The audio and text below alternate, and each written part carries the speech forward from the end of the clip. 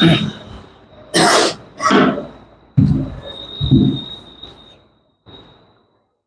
तो प्यारे बच्चों, नमस्कार। कैसे हैं आप सभी? उम्मीद करते हैं आप लोग अच्छे होंगे और अपने सपना को पूरा करने के लिए दिन रात मेहनत कर रहे होंगे। आज की क्लास में हम लोग पढ़ने वाले हैं नन हिंदी क्लास 10वीं का, और नन हिंदी का कौन सा चैप्टर? चैप्टर 6। ठीक है, आज की क्लास में हम लोग चैप्टर 6 नन हिंदी का पढ़ने वाले हैं। चैप्टर 6 का जो नाम है, क्या नाम है? बिहारी के दोहे। तो मुख्यतः आज की जो क्लास हम लोग करने वाले हैं, जिसमें हम लोग दोहे पर चर्चा करेंगे। और ये सारे के सारे जो दोहे हैं ना, ये किनके द्वारा लिखा गया है? बिहारी के द्वारा लिखा गया है। बताओ किनके द्वारा लिखा गया है? मेरे भाई बताओ मुझे, किनके द्वारा लिखा गया है? बिहारी के द्वारा लिखा गया है। और आज की क्लास जो होने वाली है ना, वो थोड़ा बड़ा होने वाला है, यानी ज्यादा देर तक लंबा चलने वाला है। क्यों चलने वाला है? क्योंकि एक क्लास के अंदर ही, आज ही के एक क्लास, यानी सिर्फ एक क्लास के अंदर ही हम लोग परिचय भी करेंगे, यानी इस चैप्टर के बारे में जानेंगे, व्याख्या करेंगे, और साथ ही साथ प्रश्न उत्तरी भी करेंगे, जिसमें लघुत्तरीय प्रश्न, दीर्घोत्तरीय प्रश्न, और साथ ही साथ ऑब्जेक्टिव प्रश्न भी करेंगे। तो ये बहुत जरूरी हो जाता है कि आपको शुरू से लेकर के अंत तक क्लास करना है। ठीक है, बीच में क्लास को छोड़ करके नहीं जाना है, क्योंकि एग्जाम के दृष्टिकोण से ये जो चैप्टर होता है बहुत ही महत्वपूर्ण होता है। ठीक है, तो आपको बीच में क्लास छोड़ करके नहीं जाना है। क्लियर है? चलो, क्लास को पूरा करोगे और समझने की कोशिश करोगे। जहां कोई दिक्कत हो, अगर समझ में ना आए कोई टॉपिक, कोई चीज समझ में ना आए, तो तुरंत हमें वहां बताना है कि भैया मुझे ये समझ में नहीं आया, एक बार पुनः आप बताइए। ठीक है, हम पूरा कोशिश करेंगे कि आपको बेहतर ढंग से समझाया जाए। ठीक है, तो चलिए हम लोग शुरू करते हैं, बिना समय को बर्बाद किए हुए शुरू करते हैं। तो बताइए, हमारा जो चैप्टर है, जो क्या नाम है? बिहारी के दोहे। ठीक है, बिहार बोर्ड परीक्षा 2026 के लिए ये बहुत ही महत्वपूर्ण हो सकता है ये चैप्टर। ठीक है, तो इस चैप्टर को बहुत ही बारीकी से समझना है, एक एक पॉइंट को अच्छे से समझना है, थोड़ा सा भी डाउट नहीं रखना है मेरे भाई। ठीक है, चलो ठीक है, शुरू करें। चलो, तो बिहारी के दोहे में थोड़ा हम बिहारी के बारे में जान ले। पहले इसके बारे में जान ले, बिहारी के बारे में जान ले। तो देखो, बिहारी के बारे में अगर जानना चाहोगे तो रीति काल के प्रतिष्ठित श्रृंगारक कवि बिहारी के दोहे गागर में सागर है। गागर में क्या है? सागर। यानी पहला पॉइंट आपको ये याद रखना है कि हमारे बिहारी जी जो है एक किस काल के कवि हैं? तो रीति काल के कवि हैं। याद रखोगे? बताओ, बिहारी जी किस काल के कवि हैं?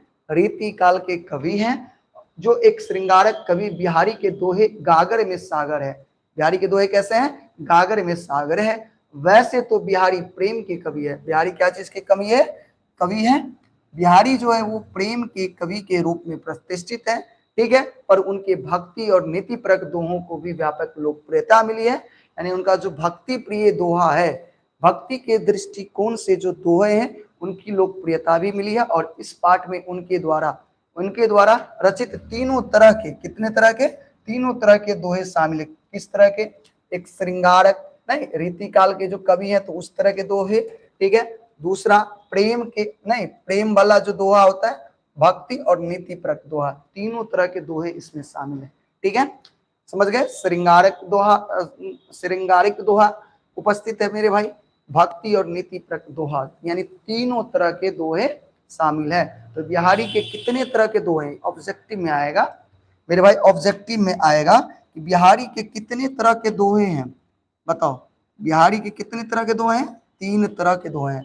इस पाठ में बिहारी के दोहे में कितने तरह के दोहे की चर्चा की गई है? तो 3 तरह के दोहे की चर्चा की गई है। ठीक है, बात समझ में आई? बिहारी किस काल के कवि हैं? तो बताओ जल्दी से, बिहारी किस काल के कवि हैं? तो बिहारी जो है वो रीति काल के कवि हैं। आया इतना समझ में? तो ये लेखक के बारे में छोटा सा जानकारी। बताओ क्या समझ में आया सबको? हाँ भैया, चलो वेरी गुड। चलें आगे बढ़े हम मेरे भाई, आगे बढ़ा जाए। कोई दिक्कत? इतना में कोई दिक्कत है तो मुझे बताओ। 1 मिनट रुक जाना। ठीक है, 1 मिनट।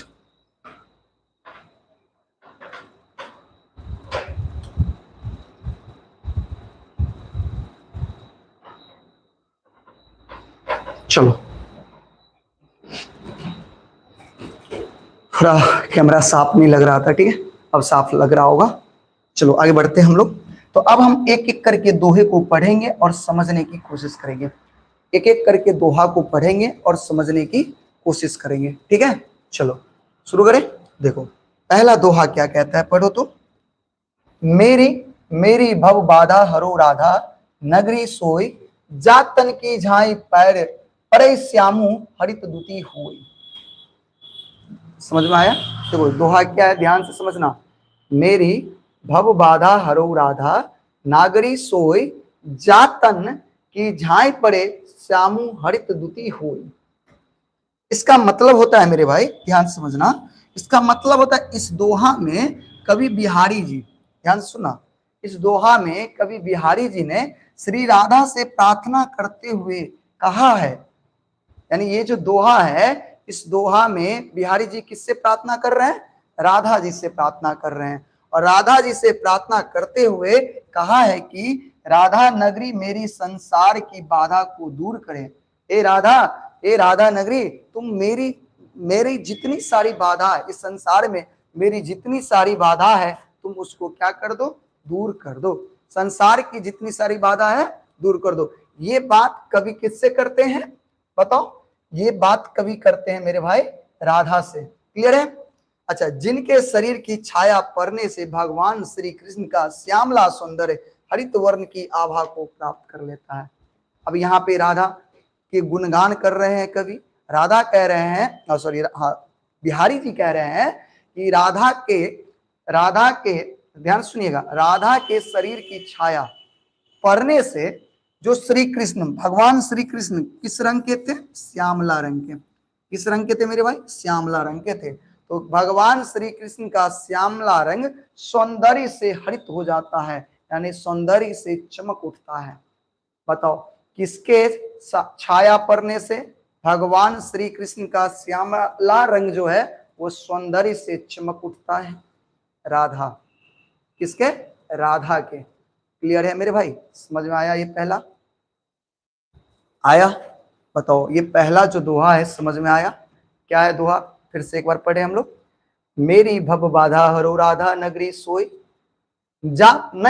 जातन की झाई पड़े श्यामू हरित दुती होई। यानी इस दोहे के माध्यम से बिहारी जी कवि जो हैं राधा से प्रार्थना कर रहे हैं कि हे राधा नगरी, हमें हमारी जो संसार की बाधाएं हैं, यानी जो संसार की बाधाएं हैं उनको दूर करो। क्यों? क्योंकि तुम्हारी छाया पड़ने से भगवान श्री कृष्ण का जो श्यामला रंग है वो भी सौंदर्य से क्या होता है? चमक उठता है मेरे भाई। बताओ समझ गए? क्लियर है? अब दूसरा दोहा पर चर्चा करते हैं। देखो बहुत बहुत मजेदार दोहा है, याद रखो। और ना आप सभी को ना दोहा याद रखना चाहिए। आप सभी को दोहा याद रखना चाहिए। पता है दोहा क्यों याद रखना चाहिए? बोलो दोहा क्यों याद रखना चाहिए बताओ? दोहा हमें मेरे भाई इसलिए याद रखना चाहिए, जब कभी हम भाषण देते हैं और अपने भाषणों में जब हम दोहे का इस्तेमाल करते हैं तो हमारा भाषण का एक जो वेटेज होता है ना वो बढ़ जाता है। हमारी भाषण की जो वैल्यू होती है ना वो बढ़ जाती है। तो ज्यादा से ज्यादा आपको दोहे याद कर लेने हैं मेरे भाई, ठीक है? कोई दिक्कत? चलो शुरू करते हैं। देखो क्या है, जप माला छापे तिलक, ध्यान सुनना, जप माला छापे तिलक सरे न एको काम, मन कांचे नाचे वृथा साचे राचे रामू। इसका मतलब क्या होता है? देखो इस दोहा में कवि ने सत्य की महत्ता बताते हुए कहा है, यानी कवि इस दोहा में किसकी महत्ता बता रहे हैं? महत्व बता रहे हैं सत्य की। और सत्य की महत्व बताते हुए कहा है कि माला जप करने से और माथे पर तिलक लगाने से, माला लोग जप करता है ना, ओम ओम ओम करके लोग माला जप करते हैं, और माथे पर तिलक लगाने से एक भी कार्य नहीं होता है। जिसके मन में खोट होता है उसके सारे कार्य बेकार हो जाते हैं। आप माथा पर तिलक लगाए हैं और माला जप रहे हैं और आपके मन में खोट है तो आपका काम नहीं होगा मेरे भाई। आपका सारे काम क्या हो जाएंगे? बेकार हो जाते हैं। जो सच्चा व्यक्ति है उस पर ही राम भी प्रसन्न होते हैं। और जो व्यक्ति सच्चा है, जिनके मन में खोट नहीं है, वही व्यक्ति पर राम भी क्या है, प्रसन्न है। बात आई समझ में? ये दोहा समझ में आया? अगर मेरे प्यारे भाई, अगर दोहा समझ में आया तो एक प्यारा सा दिल आप कमेंट बॉक्स में मुझे भेजो, ताकि मुझे यह समझ में आ जाएगा कि आपको ये दोनों दोहा समझ में आ गया। बोलो, समझ में आया? क्या है? जप माला छापे तिलक सरे न एको काम, मन कांचे नाचे वृथा साचे साचे राचे रामू। यानी इस दोहा में कवि क्या कहते हैं मेरे भाई, कि अगर आप माला जप रहे हो, अगर आप तिलक लगाए हुए हो और आपके मन में खोट है, तो आपका कोई काम नहीं होगा, आपका सारा काम बेकार हो जाएगा। काम उसी का होगा जो सच्चा होगा, और जो सच्चा व्यक्ति होता है उसी पर राम भी प्रसन्न होते हैं, खुश होते हैं। आई बात समझ में? चलिए ठीक है, बढ़े आगे। अगला देखियो, बहुत बढ़िया है, ये भी गजब का दोहा है। देखो, ये है प्रेम, प्रेम संबंधित दोहा है। देखो, बतरस लालच, बतरस लालच लाल की मुरली धरी लुकाए, सो करे भों हनु हंसे देन कहे नटी जाए। 3 तरह के दोहे इस्तेमाल किए गए हैं मेरे भाई। मेरे भाई 3 तरह के दोहे इस्तेमाल किए गए हैं। तो ये देखो, ये अलग प्रकार के दोहे थे, और आपको ये देख करके ही लग रहा होगा मेरे भाई कि ये अलग तरह के दोहे हैं। क्या है? बतरस लालच लाल की मुरली धरी लुकाए, सो करे भो हनु हंसे देन कहे कहे कटी न जाए।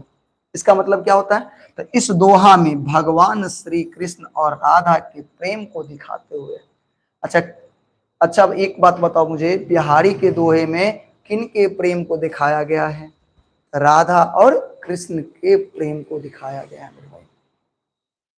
इनके प्रेम को दिखाया गया है, राधा और कृष्ण के प्रेम को दिखाया गया है। ठीक है, तो कहते हैं कि श्री कृष्ण और राधा के प्रेम को दिखाते हुए कवि ने कहा कि श्री राधा, जो राधा है, वो भगवान श्री कृष्ण से वार्तालाप रूपी आनंद की प्राप्ति के लोभ से, यानी राधा जो है कृष्ण से बात करने के लोभ से क्या करते हैं, श्री कृष्ण की मुरली छिपा देती है, यानी उस मुरली चुरा करके रख लेते हैं।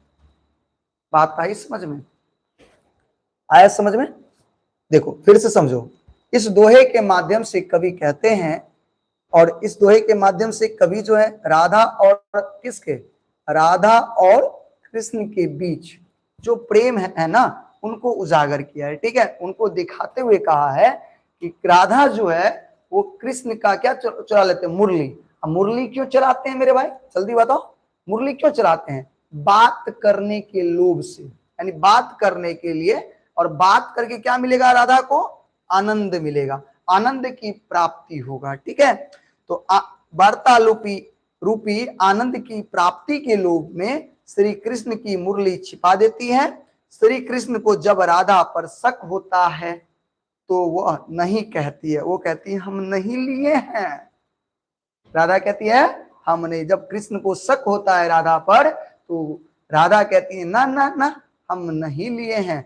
जब श्री कृष्ण राधा को शपथ देते हैं, शपथ मतलब कसम, खाओ कसम कि तुम मेरी मुरली नहीं ली हो, तो वह हंसने लगती है। और जब श्री कृष्ण मांगते हैं तो राधा मुरली देने से मुकर जाती है, राधा मुरली देने से इनकार कर देती है।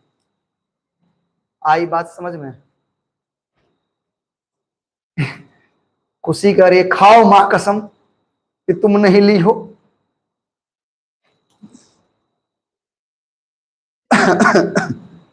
सचिन सचिन एक मिनट रुक जाओ, ठीक है, आते हैं हम। बताओ ये समझ में आया?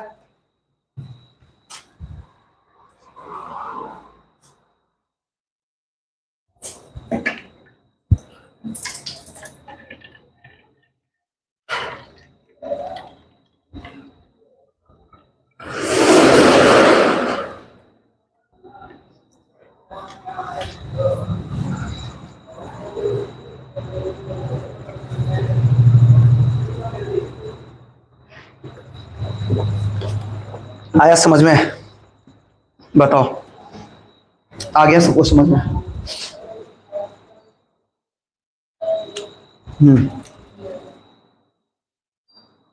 चलिए आगे बढ़े।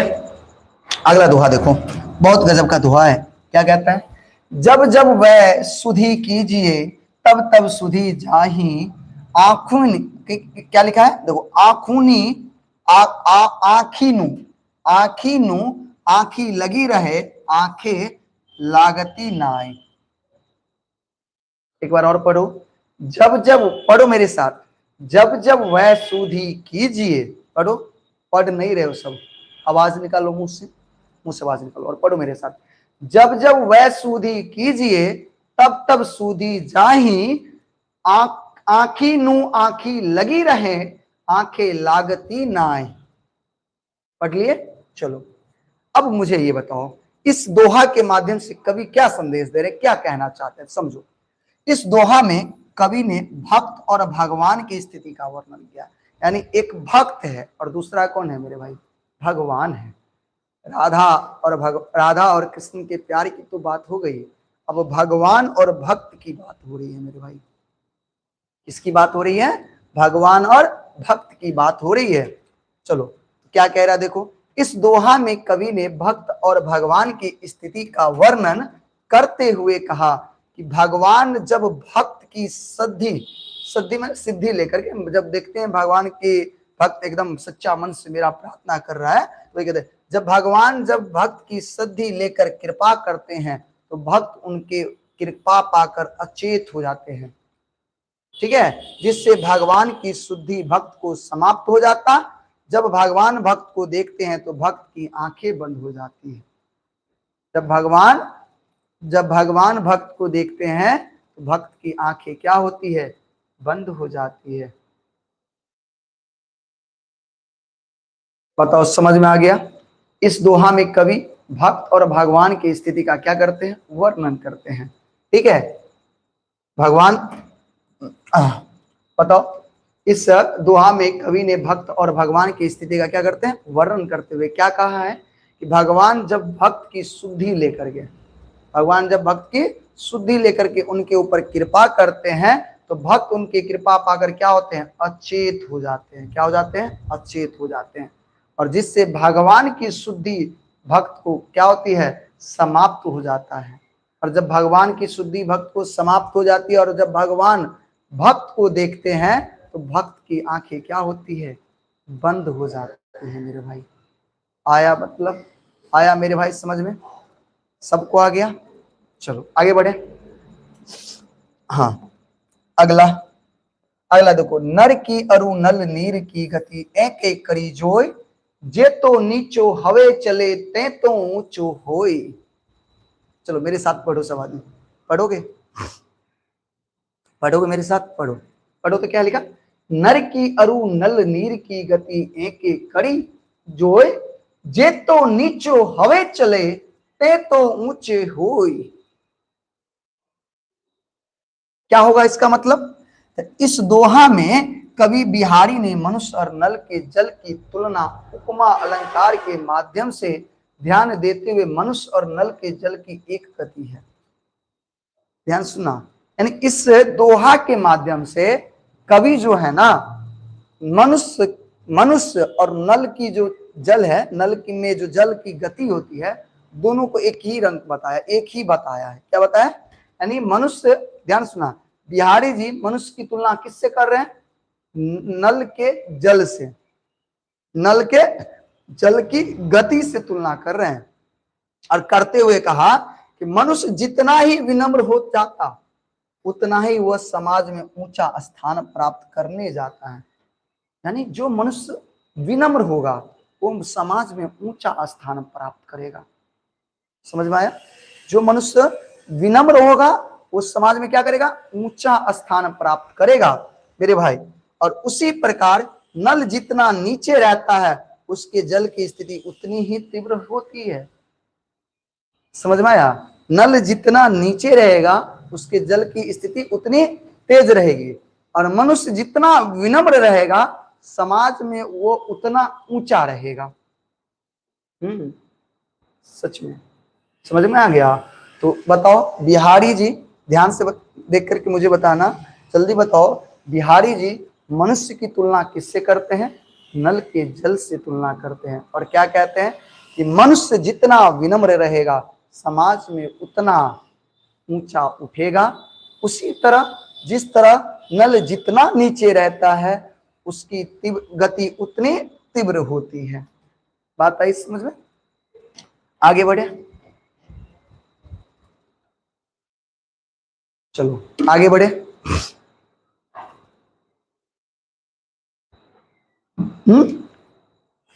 चलते हैं, अगला देखिए, अगला क्या है दोहा, पढ़िए मेरे साथ। संगति सुमति ना पावे पड़े कुमति के धंध। मेरे साथ पढ़ोगे सब आदमी, ठीक है ना? नहीं पढ़ोगे तो ढेर थप्पड़ मारेंगे। चलो आवाज निकाल करके पढ़ोगे, पढ़ो मेरे साथ। संगति सुमति न पावही पड़े कुमति के धंध, राखो मेली कपूर में हींग न होत सुगंध। ध्यान से सुनोगे मेरे भाई, पढ़ो मेरे साथ एक बार और, रिपीट करो। संगति सुमति न पावही पड़े कुमति के धंध, राखो मेली कपूर में हिंग न होत सुगंध। पढ़ लिए? अब इसका मतलब समझते हैं मेरे भाई, समझे? समझे? चलो मतलब समझो। इस दोहा में बिहारी ने सत्संगति की ओर ध्यान दिया। सत्संगति मतलब संगत की ओर ध्यान दिया। संगत से गुंजात, संगत से गुण आत, नहीं? संगत से गुंजात, संगत से गुणात, यानी सत्संगति पर ध्यान दिलाने का प्रयास करते हुए कहा है कि मनुष्य अच्छे व्यक्ति की संगति नहीं पाकर बुरे आचरण में लग जाता है। समझ गए? ध्यान दिला रहे हैं कि मनुष्य अच्छे व्यक्तियों की संगति में नहीं रह करके क्या होता है, नहीं पा करके क्या, अगर मनुष्य को अच्छे व्यक्ति की संगति नहीं मिलेगा तो क्या होगा, बुरे आचरण में लग जाएगा। संगति अगर नहीं पाएगा, ध्यान सुना, मनुष्य अच्छे व्यक्ति की संगति नहीं पाकर बुरे आचरण में लग जाता है और ऐसे लोगों को सुधारना क्या हो जाता है, मुश्किल हो जाता है। ठीक है, समझ में आ गया? जब मनुष्य अच्छे व्यक्ति के संपर्क में ना रहकर, संगति में ना कर करके बुरे व्यक्ति के संगति में रहता है तो उसका आचरण कैसा हो जाएगा, बुरा हो जाएगा मेरे भाई। क्या हो जाएगा, बुरा हो जाएगा। और ऐसे लोगों को सुधारना मुश्किल हो जाता है। ऐसे लोगों को सुधारना मुश्किल हो जाता है, चाहे हम कितना ही प्रयास क्यों ना कर रहे। सही कह रहे हैं ना? आई बात समझ में? अगर आप गलत संगत में चल जाइएगा तो आप बुरा हो जाइएगा, तब आपको सुधारना मेरे भाई बहुत मुश्किल हो जाएगा। आपको सुधारना बहुत मुश्किल हो जाएगा, चाहे हम कितना भी प्रयास कर लेंगे आप नहीं सुधर पाइएगा। समझ गए? समझ में आ गया? उसी प्रकार जिस तरह से, जैसे एक एग्जाम्पल दे रहे हैं, देखो कभी एग्जाम्पल दे करके दिखा रहे हैं, समझा रहे हैं तुम्हें कि अगर तुम गलत संगत में हो तुम्हारा आचरण गलत हो जाएगा, बुरा हो जाएगा और फिर तुम सुधर नहीं पाओगे, तुमको सुधारना बड़ा मुश्किल हो जाएगा। एक एग्जाम्पल दे करके दिखा रहे हैं कि अगर हींग को कपूर में रख दें तो हींग को अगर कपूर में रख देने के बाद भी हींग में कपूर का सुगंध नहीं आ सकता है। उसी प्रकार जिस प्रकार हींग को अगर हम कपूर में रख देंगे तो हींग में से कपूर का सुगंध आएगा? नहीं आएगा। अगर हींग को कपूर के साथ रख दे तो हींग में से कपूर का सुगंध नहीं आएगा मेरे भाई। बताओ अभी तक जो बताएं समझ में आया? अगर समझ में आया तो मुझे एक दिल भेज करके आप बताइए कि भैया हमें अभी तक आपने जितना बताया वो सब समझ में आ गया। बताओ।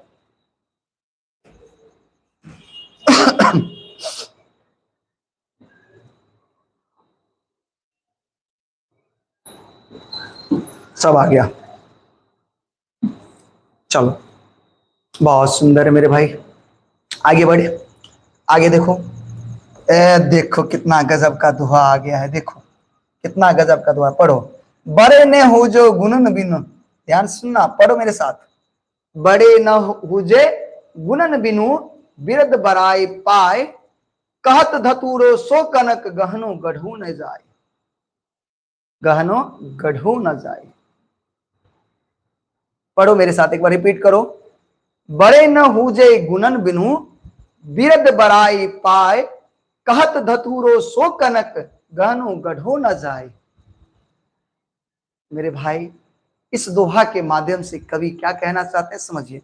गुणवान बनने को कहते हैं, इस दोहा के माध्यम से कवि ने गुणवान बनने को कहते हुए कहा कि जिसके पास गुण नहीं, उसका गुणगान कितना भी हम करें, वो महानता को नहीं प्राप्त कर सकता। अगर जो व्यक्ति गुणवान नहीं है, जिनके पास गुण नहीं है, और उसका हम कितना भी गुणगान करें, वो व्यक्ति गुण महान नहीं हो सकता।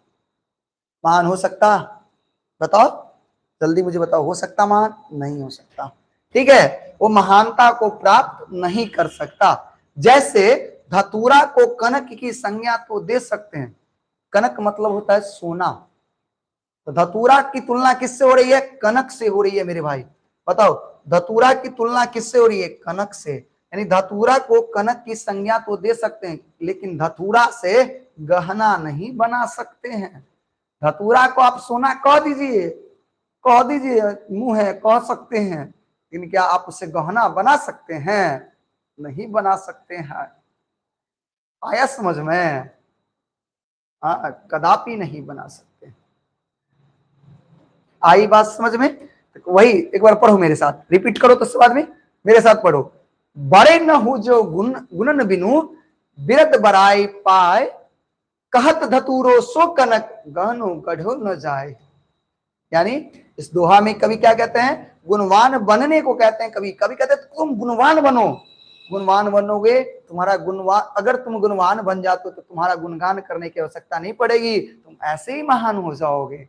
ठीक है, अगर जो व्यक्ति गुणवान नहीं है और हम उसका कितना भी गुणगान कर लें, लेकिन वो महान नहीं हो सकता। जैसे हम धतूरा को कनक से संज्ञा तो दे सकते हैं, कनक तो कह सकते हैं, लेकिन धतूरा से हम गहना नहीं बना सकते मेरे भाई। आई बात समझ में? क्लियर है मेरे भाई? क्लियर? सभी को क्लियर? आई बात समझ में? चले आगे, आगे बढ़ा जाए, आगे आ जाओ, पढ़ो पढ़ो, मजा आ गया होगा दोहा पढ़ करके। चलो दोहा पढ़ो अगला। देखो, दीर्घ सांस न लेहु दुख, सुख साई ही न भूल, दई दई क्यों करतू है, दही दही सु कबूली। कबूली कबूली, सबको दोहा याद करना है अच्छे से, एग्जाम में आएगा, अर्थ लिखो, भावार्थ लिखो। ठीक है, अच्छे से दोहा सब याद करना मेरे भाई, एग्जाम में बहुत महत्वपूर्ण है, सारे दोहे बहुत महत्वपूर्ण है। चलो याद करो मेरे साथ, पढ़ो। दीर्घ सांस न लेहु दुख, पढ़ो मेरे साथ। दीर्घ सांस न लेहु दुख, सुख साही न भूल, दई दई क्यों करतू है, दई दई सु कबूली।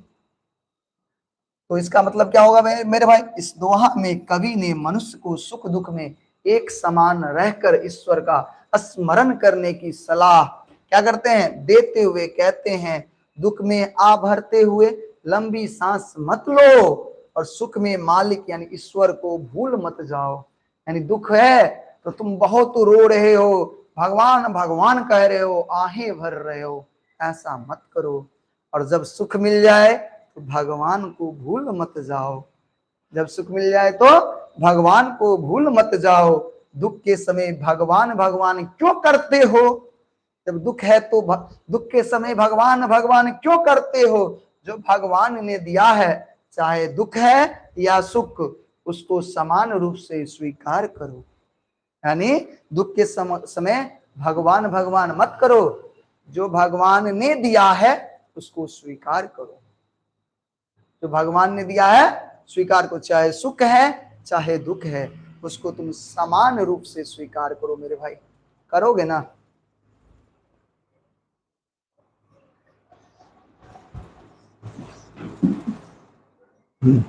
चलो आया समझ में? तो अब यहाँ पर हमारा जो व्याख्या खंड था वो खत्म होता है मेरे भाई। अब हम लोग चलेंगे प्रश्न उत्तरी की तरफ। बताओ अभी तक जितने दोहे हमने पढ़े कैसा लगा? अगर अच्छा लगा तो एक प्यारा सा दिल अपने भाई को भेज कर बताओ कि भैया आपने जो दोहा मुझे बताया मुझे वो पूरा पूरी समझ में आ गया, थोड़ा सा भी दिक्कत नहीं है, हम इसको अच्छे से याद कर लेंगे, हम अच्छे से समझ गए हैं, और एग्जाम में अगर इससे आएगा तो एक भी क्वेश्चन छोड़ करके नहीं आएंगे। ठीक है, क्लियर है? क्लियर है मेरे भाई? चलो बहुत सुंदर। हम्म, हाँ भैया, आगे बढ़े। अब लघुत्तरीय प्रश्न ध्यान दो, प्रश्नोत्तरी 2 नंबर 5 नंबर जो पूछे ध्यान से देखना, सारे 2 नंबर ही हम अभी बता रहे हैं तुमको, 2 नंबर में ही पूछता है इस चैप्टर से। देखो पहला सवाल, दुर्जन का साथ, दुर्जन मतलब खराब आदमी, गलत व्यक्ति, गलत संगत, दुर्जन का साथ रहने से अच्छी बुद्धि नहीं मिल सकती, कैसे? कैसे क्वेश्चन कहेगा कैसे, या इसी में जोड़ दिया, इसकी उपमा में कवि ने क्या कहा, यानी इसके बारे में कवि ने क्या कहा। अब ये बताओ क्या कहा था कवि ने? कवि ने दुर्जन की संगति पाकर या सत संगति के अभाव में मनुष्य को अच्छी बुद्धि नहीं मिल सकता है। अच्छी बुद्धि मिलेगा? गलत व्यक्ति के साथ रहोगे तो अच्छी बुद्धि मिलेगा? नहीं मिलेगा, अच्छी बुद्धि नहीं मिलेगा। ठीक है, इसके लिए उपमा देते हुए कवि ने कहा, हिंग को कपूर में डाल देने से उसमें उस हिंग में से कपूर का सुगंध नहीं आने वाला है मेरे भाई, समझ में आ गया? नहीं ना आ सकता। हिंग को कपूर के साथ रख देंगे तो हिंग में से कपूर का सुगंध आएगा? नहीं, हिंगे का सुगंध आएगा। इसलिए गलत व्यक्ति के साथ रहोगे तो गलत ही बनोगे, अच्छा नहीं बन सकते तुम। क्लियर है? आया समझ में? आ गया ना? याद रखोगे, बहुत महत्वपूर्ण क्वेश्चन से बता रहे हैं। हाँ, चले आगे। अगला देखो, गुण नाम से ज्यादा बड़ा होता है, कैसे? गुण नाम से, मेरे अंदर जो गुण है वो मेरे नाम से बड़ा होगा, तुम्हारे अंदर जो गुण है वो तुम्हारे नाम से बड़ा होगा, कैसे?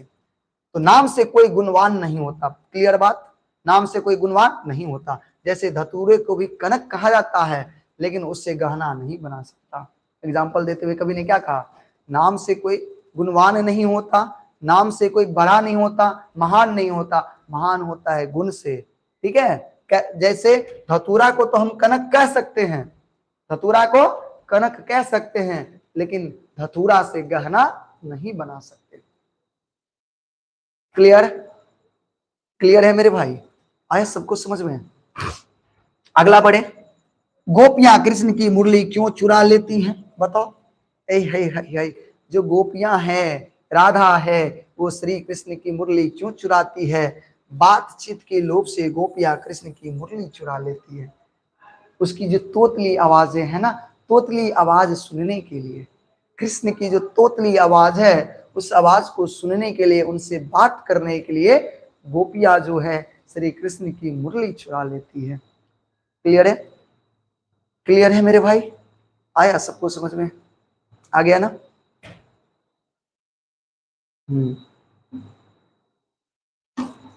क्लियर है? आगे, कवि ने नर की तुलना नल से क्यों की है? पढ़े हो ना?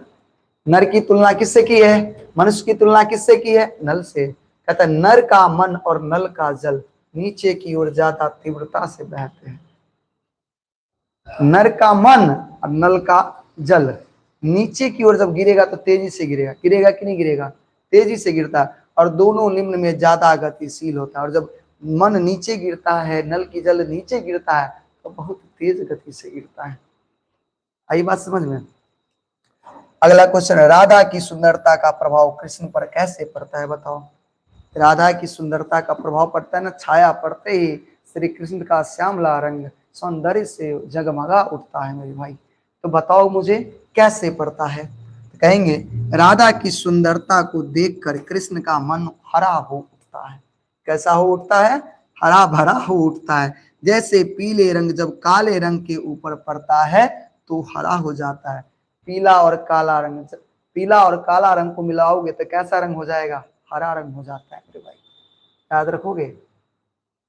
याद रखोगे? पीला और काला रंग को मिला दोगे तो कैसा रंग बन जाएगा? हरा रंग बन जाएगा। तो वही कहता है राधा की सुंदरता को देखकर कृष्ण का मन कैसा होता है? हरा। जैसे पीले रंग जब काले रंग के ऊपर पड़ता तो वह हरा हो जाता।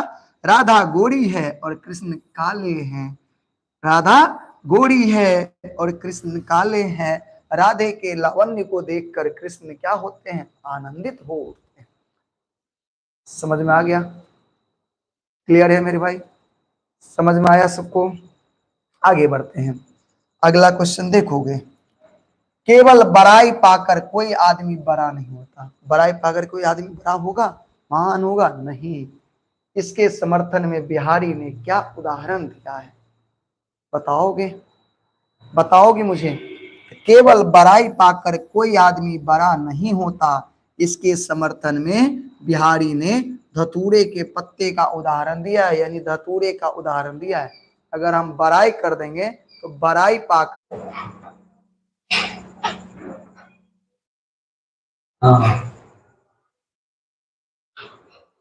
क्षमा चाहते हैं हमारे भाई, थोड़ा लाइट कट गया था और लाइट कट जाने की वजह से हमारी क्लासें रुक गई थी। ठीक है, इसके लिए क्षमा चाहते हैं। चले हम शुरू करें। क्या आप सभी हैं? चलिए, थोड़ी सी परेशानी हो जाती है भैया को, चलो कोई बात नहीं। चलो अब हम आगे बढ़े। आया बात सबको समझ में मेरे भाई? आगे बढ़े। देखो क्या था, केवल बड़ाई पाकर कोई आदमी बड़ा नहीं होता, इसके समर्थन में बिहारी ने क्या उदाहरण दिया? केवल बड़ाई पाकर कोई आदमी बड़ा नहीं होता, इसके समर्थन में बिहारी ने धतूरे के पत्ते का उदाहरण दिया। किस पत्ते का उदाहरण दिया? धतूरे के पत्ते का उदाहरण दिया है। और कवियों ने तो धतूरे की तुलना किससे की है? सोना से। कवियों ने धतूरे की तुलना किससे कर दिया है? सोना से कर दिया। परंतु धतूरे के पत्ते से गहने नहीं गढ़े जा सकते। क्या धतूरा से गहना बना सकते? नहीं बना सकते मेरे भाई, धतूरा से गहना नहीं बना सकते हैं हम। आई बात समझ में? चलो आगे बढ़े। अगला देखो, बिहारी ने बाहरी आडंबर को क्यों बेकार कहा है? भगवान कैसे मिलते हैं? बाहरी आडंबर मतलब माला जप करना, तिलक लगाना, इसको क्या कहा? बेकार कहा। और फिर पूछा जा रहा है, मुझे बताइए भगवान कैसे मिलते हैं? मुझे बताइए भगवान कैसे मिलते हैं? बताओ बताओ मेरे भाई, भगवान कैसे मिलते हैं? बताइएगा आप मुझे, भगवान कैसे मिलते हैं? देखो कहते हैं, बिहारी लाल के अनुसार माला जपना, राम नाम ओढ़ना, तिलक बाहरी आडंबर है और इससे कोई काम पूरा नहीं होता। इससे कोई काम पूरा नहीं होता। ईश्वर तो सच्चे हृदय में निवास करते। ईश्वर कहाँ निवास करते? सच्चे हृदय में निवास करते। अतः ईश्वर को पाने के लिए बाहर नहीं, भीतर ठीक करने की जरूरत है। अगर आप ईश्वर को पाना चाहते हैं तो अपने आप को बाहर नहीं ठीक करो। ये मत दिखाओ एकदम तिलक लगा लो, माला पहन लो, राम राम राम राम राम जप करो, भगवान नहीं मिलेंगे जब तक अंदर से खोट रहेगा। तो बाहर नहीं, अंदर को ठीक कर लो, भगवान वो बहु आपसे मिल जाएंगे। ठीक है, आगे बढ़े। अच्छा, दुर्जन का साथ किस प्रकार हानिकारक है?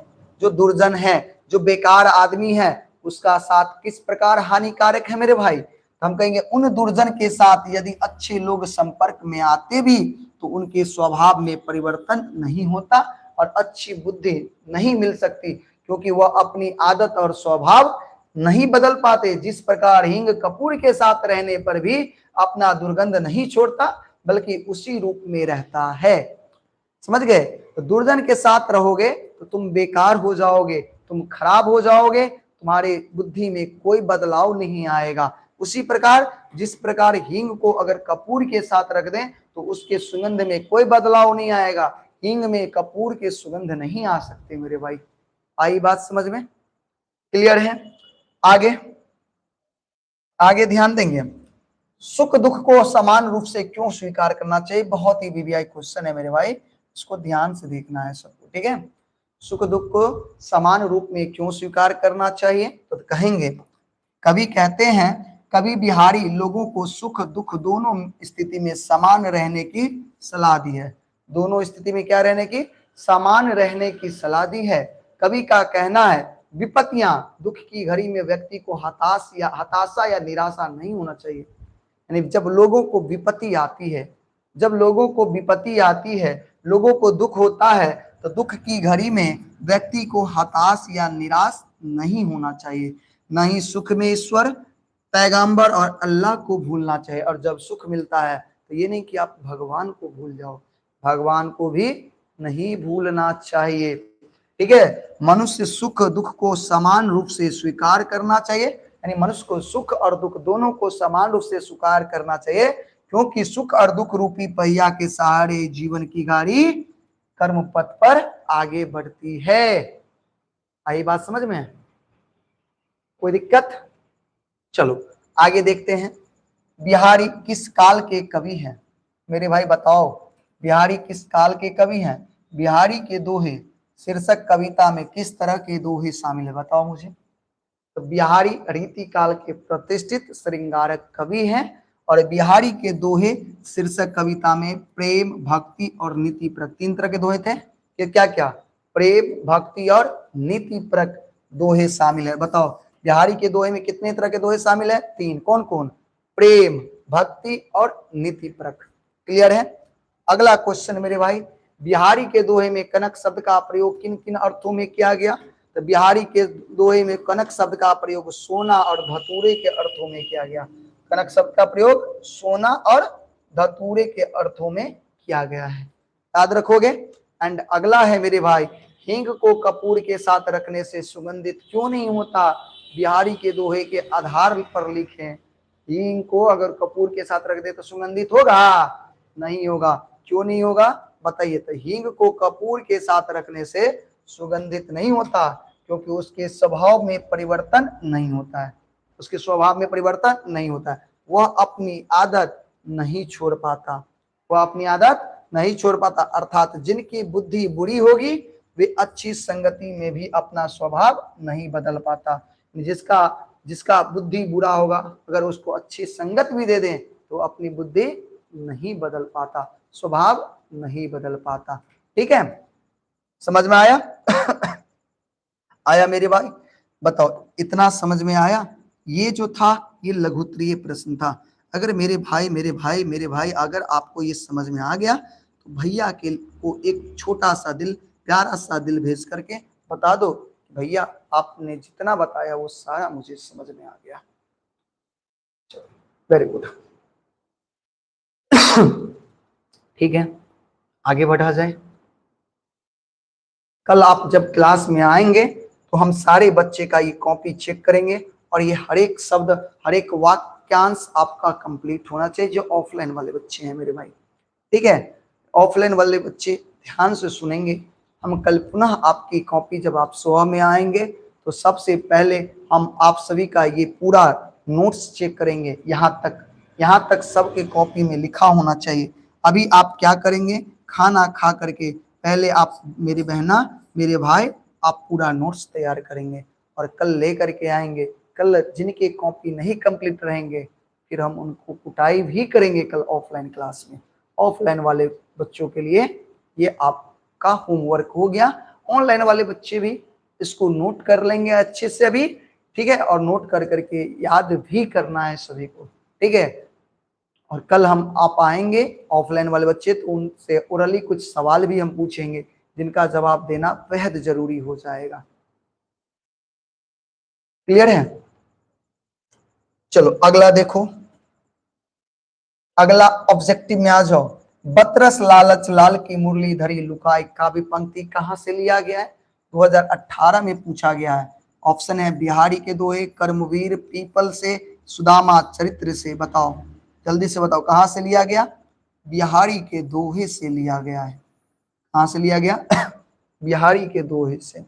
बिहारी के अनुसार मनुष्य किसके बिना बड़ा नहीं बन सकता?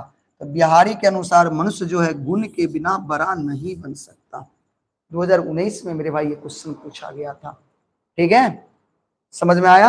आगे देखोगे किसके बगैर व्यक्ति बड़ा नहीं होता? बताओ गुण के, धन के, रूप के, शक्ति के। तो मनुष्य जो होता है ना मेरे भाई, मनुष्य गुण के बिना बड़ा नहीं हो पाता। किसके बिना बड़ा नहीं हो पाता? गुण के बिना। अगला, दैव जो देता उसे क्या करने के लिए बिहारी कहते हैं? दैव यानी भगवान। भगवान जो देते हैं उसे क्या करने के लिए कवि कहते हैं? स्वीकार करने के लिए कहते हैं। क्या करने के लिए कहते हैं? स्वीकार करने के लिए कहते हैं। क्लियर है? अच्छा, मेरी भव बाधा हरो राधा नगरी सोई, ये पंक्ति कहां से लिया गया? बिहारी लाल के दोहे से लिया गया है। कहां से लिया गया? बिहारी लाल की पंक्ति है जो बिहारी लाल के दोहे से लिया गया है। ठीक है, अगला, बड़े न हो जो गुणन गुणन बिनु बिरद बराई पाई, कहत धतूरो सो कनक गनो गढ़ो न जाए। इस किस शीर्षक की पंक्ति है बताओ मुझे? कबीर के पद है, बच्चे की दुआ है, बिहारी के दुआ है, तू जिंदा है तू जिंदगी में जीत कर, नहीं क्या है वो याद है पहला कविता? तो जिंदा है तो जिंदगी के जीत में यकीन रख, नहीं कहीं है स्वर्गता, क्या कहते हैं उसको, उतारला जमी पर, अच्छे से उसको भी याद कर लेना। ठीक है, बताओ क्या है? बिहारी के दोहे। क्लियर है? चलो, बिहारी के दोहे शीर्षक कविता में बिहारी किससे अपनी सांसारिक बाधाओं को दूर करने की प्रार्थना कर रहे हैं? तो बिहारी के शीर्षक में, बिहारी के दोहे में कवि जो है ना राधा से प्रार्थना कर रहे हैं, राधा नगरी से प्रार्थना कर रहे हैं कि संसार की बाधा को क्या करो? दूर करो। किससे कर रहे हैं? कृष्ण प्रिय, किससे? कृष्ण की प्रिया जो है राधा, उनसे कह रहे हैं। ठीक, वृथा, वृथा शब्द का मतलब बताओ मुझे भाई। वृथा, वृथा का मतलब क्या होता है? व्यर्थ, प्रश्न, पानी, चेतना। मुझे जल्दी इसका मतलब मुझे बताओ मेरे भाई, वृथा शब्द का मतलब क्या होता है? जल्दी मुझे बताओ, बताओ। वृथा मतलब होता है मेरे भाई व्यर्थ। क्या होता है? व्यर्थ। ठीक है, अगला, सरे शब्द का क्या अर्थ है बताओ जल्दी। सरे, सरे मतलब क्या होता है? जितने शब्दार्थ हैं उसको अच्छे से याद करेंगे आप लोग, शब्दार्थ को अच्छे से। सरे मतलब क्या होता है? बेकार, निकलना, प्रश्न और सच चीज है। जल्दी मुझे बताओगे, जल्दी मुझे बताओगे सरे शब्द का मतलब क्या होता है? सरे शब्द का मतलब होता है निकलना। क्या होता है? निकलना। याद रखोगे। अगला, नर की अरु नल नीर की गति, एक एक करी यह पंक्ति किस कविता की है? आपको पता है कि ये बिहारी के दोहे के से लिया गया है। ठीक है, क्लियर है मेरे भाई? समझ में आ गया? आगे बढ़े। कौन अच्छे लोगों की संगति में रहने के बावजूद अपना स्वभाव नहीं बदल पाता? पशु जिसकी बुद्धि बिगड़ जाती, साधु विद्यार्थी जिसकी बुद्धि बिगड़ जाती है ना, एक बार इसको अच्छे लोगों की संगति में रख दोगे तब पर भी इसकी बुद्धि नहीं बदलती है। समझ गए? इसलिए अच्छे लोगों की संगति में शुरू से रहो, एक बार बिगड़ जाओगे फिर सुधरना बड़ा मुश्किल हो जाएगा। ठीक है, गोपियों ने कृष्ण की मुरली क्यों छुपाई? चुराने के लिए, बजाने के लिए, बातचीत करने के लिए, तंग करने के लिए। करने के लोभ से, बातचीत करने के लोभ से कृष्ण ने क्या किया? मुरली चुरा लिया। अच्छा, रीतिकालीन प्रसिद्ध श्रृंगारक कवि का नाम बताओ। तो रीति काल के कवि हैं बिहारी जी। कौन है? बिहारी जी। देखो 20 में, 23 में, 24 के सेकंड सिटिंग में कई बार ये क्वेश्चन पूछा है, बहुत महत्वपूर्ण क्वेश्चन है आप सभी के लिए। ठीक, बिहारी के अनुसार रामू, रामू यानी भगवान, कैसे प्रश्न होते हैं? सच्चाई से, बुराई से, दिखावा से, आडंबर से। तो सच्चाई से प्रश्न होते हैं मेरे भाई। किससे? सच्चाई से प्रश्न होते हैं।